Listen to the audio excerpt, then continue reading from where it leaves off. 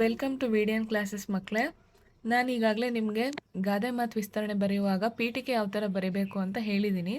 ಇನ್ನು ವಿವರಣೆಯಲ್ಲಿ ನೋಡೋದಾದರೆ ವಿವರಣೆ ಬಗ್ಗೆನೂ ನಾನು ಅಂತೂ ಇಂತೂ ಕುಂತಿ ಮಕ್ಕಳಿಗೆ ರಾಜ್ಯ ಇಲ್ಲ ಗಾದೆ ಮಾತು ವಿಸ್ತರಣೆಯಲ್ಲಿ ಸ್ವಲ್ಪ ಮಾಹಿತಿಯನ್ನು ನೀಡಿದ್ದೆ. ಇದರಲ್ಲಿ ಒಂದು ಮಾಹಿತಿಯನ್ನು ನೀಡ್ತೀನಿ. ಏನಂದರೆ ನಾವು ವಿವರಿಸುವಾಗ ನಾವು ಬರೀತಿರುವ ಗಾದೆ ಮಾತನ್ನೇ ಹೋಲುವ ಇನ್ನೊಂದು ಯಾವುದಾದ್ರೂ ಗಾದೆ ಮಾತಿದ್ರೆ ಅದನ್ನು ಉಪಯೋಗಿಸ್ಕೊಂಡ್ರೆ ಆನ್ಸರ್ ಸ್ವಲ್ಪ ಎಫೆಕ್ಟಿವ್ ಅನಿಸುತ್ತೆ. ಈಗ ತಾಳಿದವನು ಬಾಳಿಯಾನು ಗಾದೆ ಬರೆಯುವಾಗ ನಾವು ಕೋಪದಲ್ಲಿ ಕೊಯ್ದುಕೊಂಡ ಮೂಗು ಶಾಂತವಾದಾಗ ಬರುವುದೇ ಈ ಥರ. ಇಲ್ಲಾಂದರೆ ಇಲ್ಲಿ ನೋಡಿ, ಇದರಲ್ಲಿ ನಾನು ಯೂಸ್ ಮಾಡಿಲ್ಲ ಆದರೆ ಮಾಡ್ಬೋದು. ಅಲ್ಪವಿದ್ಯೆ ಇರುವವರು ಅರ್ಧ ತುಂಬಿದ ಕೊಡದ ಹಾಗೆ ಅಂತ ಬರೆದಿದ್ದೀನಿ.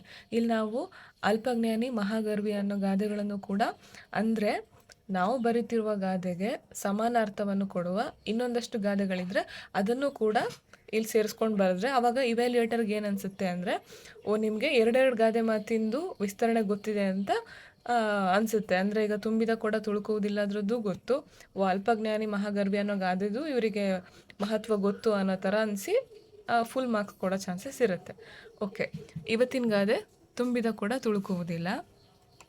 ಗಾದೆಗಳು ಜನಪದರ ಜೀವನದ ನುಡಿಮುತ್ತುಗಳು.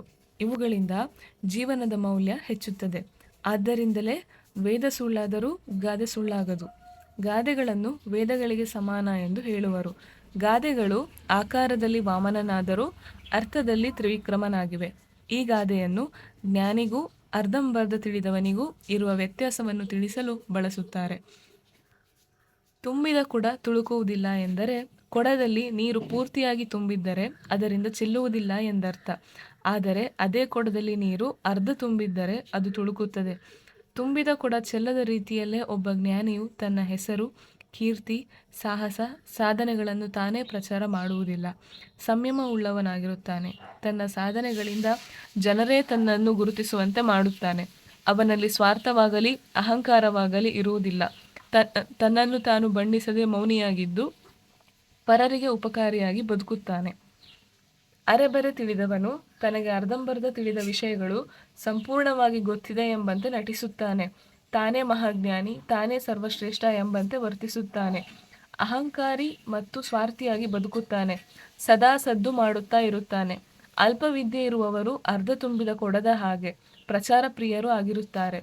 ಆದ್ದರಿಂದ ಯಾವುದೇ ವಿಷಯದಲ್ಲಿ ಪೂರ್ಣ ಜ್ಞಾನ ಪಡೆಯಲು ಪ್ರಯತ್ನಿಸಬೇಕು ಎಂಬುದು ಈ ಗಾದೆ ಮಾತಿನ ತಾತ್ಪರ್ಯವಾಗಿದೆ.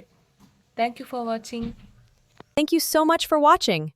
We hope this video helped you on your learning journey. To like, subscribe, and hit the bell for more VDN classes. Check out these other videos and keep on learning.